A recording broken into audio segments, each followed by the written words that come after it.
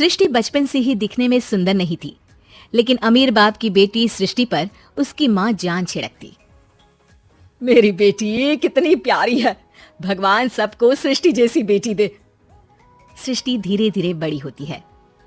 एक दिन सृष्टि की सहेली कहती है, तू दिखने में कितनी अजीब सी है, लेकिन मैं जानती हूँ हम सब में सबसे अच्छी शादी तो तेरी ही होगी। तेरे पापा अमीर जो हैं। और बता नहीं सकते यार, दहेज तो हर कोई देता है, ये क्या ज्यादा ले जाएगी अपने पति के लिए? अरे बड़े शहर में कोठी है इसके पापा की। अरे पापा की है ना, कौन सी इसकी है? इसकी होती तब तो कोई भी लड़का इससे शादी कर लेता। अरे पापा की मतलब पापा की है तो मेरी ही है ना। किसने कहा? अब तेरी तो तब होगी ना जब तेरा भाई ना हो। वैसे भी शादी के बाद सारी प्रॉपर्टी भाई के नाम होती है। सृष्टि समझ जाती है कि उसे किसी भी हालत में माँ बाप की सारी प्रॉपर्टी को अपने नाम करना है, लेकिन कैसे? एक दिन सृष्टि का भाई शीनू कहता है, बहन क्या कर रही है? तुझसे एक बात करनी है। अरे हाँ हाँ करना, मैं तो तेरी बहन हूँ। बहन मेरी लाइफ में ना एक लड़की है, बहुत अच्छी है। मैं सोच रहा हूँ माँ और पापा से बात करूँ शादी के लिए। सृष्टि को समझ में आ जाता है कि भाई की शादी होते ही भाभी उसे एक दिन भी घर में बर्दाश्त नहीं करेगी। क्या बात है भाई, बताना कौन है वो? यार वो बहुत अच्छी लड़की है, पढ़ी लिखी है, मेरे साथ जॉब भी करती है। बस एक प्रॉब्लम है। हाँ प्रॉब्लम? क्या प्रॉब्लम है भाई? यार वो शादीशुदा है, लेकिन उसके पति ने उसे सिर्फ इसलिए छोड़ दिया क्योंकि उसके माँ बाप दहेज नहीं दे पाए। सृष्टि ये सुनकर न जाने क्यों खुश हो जाती है। अरे भाई तो क्या हुआ, लड़की तुझे तो पसंद है ना? शीनू को लगता है कि बहन उसे समझ रही है। वो इस बात से अनजान होता है कि उसकी बहन की मंशा पूरा घर हड़पने की है। सृष्टि अपनी माँ से कहती है, मम्मी मुझे तो बहुत चिंता है, पता है शीनू क्या कर रहा है? अरे क्या कर रहा है, वो तो काम पर जाता है और वापस घर आता है। नहीं ना माँ, वो यही तो नहीं कर रहा, बाकी सब कर रहा है। आपको पता है उससे प्यार है, और वो भी एक शादीशुदा लड़की से। ये क्या हो गया? मैं सोसाइटी में क्या मुंह दिखाऊंगी? अरे तेरे पापा तो यही कहेंगे कि मैंने ही उसे बिगाड़ दिया है। माँ देखो, मेरी बात मानो, पापा पर भी विश्वास करने की जरूरत नहीं है।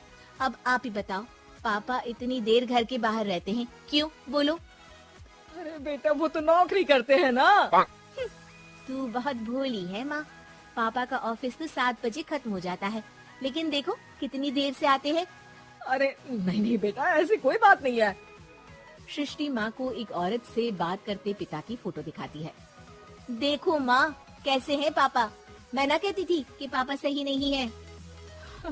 मैं तेरे पापा से बात करूंगी, दे फोटो मुझे। ओ माँ, वो तो डिलीट हो गई। लेकिन चल, तूने तो देख लिया ना, पापा से बाद में बात कर लेना, और हाँ मेरा नाम बिल्कुल मत लेना। हाँ माँ। अब क्या था, सृष्टि के माँ और पिता के बीच झगड़ा होना शुरू हो जाता है। सृष्टि के मन में क्या चल रहा था कोई नहीं जानता था। एक दिन, माँ सृष्टि के लिए एक लड़का देखा है, वो लोग शाम को उसे देखने आने वाले हैं। और हाँ माँ, एक खुशखबरी, मैं और पापा मिलकर एक नया बिजनेस ट्राई कर रहे हैं। शाम को लड़का आता है, सांवले रंग का। सृष्टि को तो बिल्कुल भी पसंद नहीं आता। लड़की की माँ कहती है, लड़की का चेहरा तो कोई खास नहीं, लेकिन अगर मेरे बेटे को आप लोग सेटल कर दें तो मैं उसकी शादी आपकी बेटी से करवा दूं। सृष्टि को लड़का बिल्कुल पसंद नहीं था। उसे भाई पर गुस्सा आ जाता है। लड़के वालों के जाने के बाद कहती है, माँ देखा शीनू मेरे लिए कैसा लड़का लेकर आया, न दिखाने लायक न सुनने लायक, सेटल भी नहीं, वो भी हम करे। अरे माँ मैं जानती हूँ ये मेरी शादी किसी भी घर में क्यों करवाना चाहता है। अरे कैसी बात कर रही है बहन, तूने तो देखा ना, लड़के को मैंने ही मना कर दिया तुझसे शादी के लिए। जिसने लड़का बताया था उसने उसकी बहुत तारीफ की थी। बात आई गई हो जाती है, लेकिन सृष्टि का मन शांत नहीं होता। क्या करूँ कुछ समझ में नहीं आ रहा। मेरी शादी हो गई तो ये लोग पूरी प्रॉपर्टी शीनू के नाम कर देंगे, मेरे हाथ तो कुछ लगेगा ही नहीं। तभी सृष्टि को आइडिया आता है। वो किसी वकील को फोन करती है।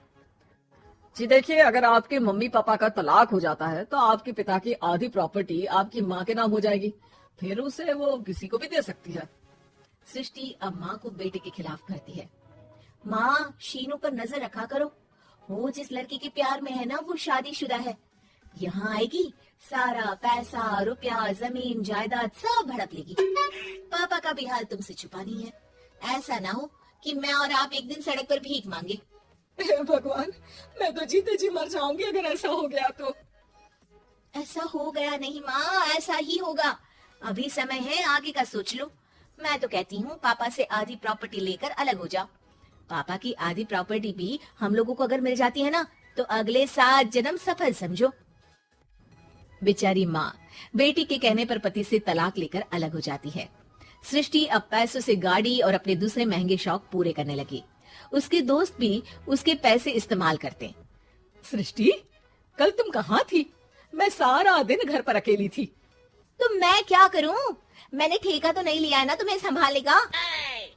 माँ को सृष्टि से ये उम्मीद नहीं थी। वो बैठकर रोने लगती है। वहीं उसका पति यानी कि सृष्टि के पिता आ जाते हैं। मैं जानता था कि तुम्हारा यही हाल होगा, तो आपने मुझे रोका क्यों नहीं? मैं रोकता तो तुम रुकती क्या? सृष्टि के कहने पर तुमने मुझ पर अपने बेटे पर शक किया, लेकिन तुम ये भूल गई कि कैसे हम दोनों ने मिलकर जीवन में इतना सब खड़ा किया। माँ पति के गले लग जाती है। मुझे माफ कर दीजिए, मैंने आपकी कमाई का एक बड़ा हिस्सा गवा दिया। कोई बात नहीं, तुम साथ हो तो मैं ऐसी 7 प्रॉपर्टी खड़ी कर दूंगा। तभी वहाँ सृष्टि आ जाती है रोते हुए। माँ, मयंक ने मुझे छोड़ दिया। वो बोल रहा था